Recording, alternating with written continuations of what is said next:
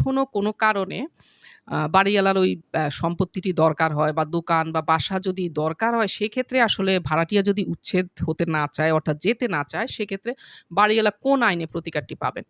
এক্ষেত্রে transfer of property act, অর্থাৎ আমাদের দেশে যে সম্পত্তি হস্তান্তর আইন রয়েছে, সেই আইনের সেকশন 106 অনুযায়ী বাড়িওয়ালা ১ম এ ভাড়াটিয়াকে একটি লিগ্যাল নোটিস পাঠাবে। যেক্ষেত্রে বাসা হবে, অফিস হবে, সেক্ষেত্রে হচ্ছে এই লিগ্যাল নোটিসের মেয়াদ থাকবে ১৫ দিন। অর্থাৎ ১৫ দিন সময় নিয়ে বাড়িওয়ালা ভাড়াটিয়াকে লিগ্যাল নোটিসটা পাঠাবে। লিগ্যাল নোটিস পাঠানোর ১৫ দিন পর হচ্ছে ভাড়াটিয়াকে আসলে ওই সম্পত্তি, বাসা বা দোকানটা ছেড়ে চলে যেতে হবে। তবে যদি এটা বাসা বা দোকান না হয়, শিল্প কারখানা হয়, কোনো ধরনের ইজারা সম্পত্তি হয় কিংবা ফ্যাক্টরি হয়, সেক্ষেত্রে এই নোটিসের মেয়াদ থাকবে 6 মান্থ। অর্থাৎ ৬ মাস আগে বাড়িওয়ালাকে নোটিস দিতে হবে ভাড়াটিয়াকে। এখন কথা হচ্ছে একজন বাড়িওয়ালা চাইলেই কিন্তু যখন তখন ভাড়াটিয়াকে উচ্ছেদ করে দিতে পারবে না। এই ক্ষেত্রে হচ্ছে গিয়ে যে এই শর্তগুলো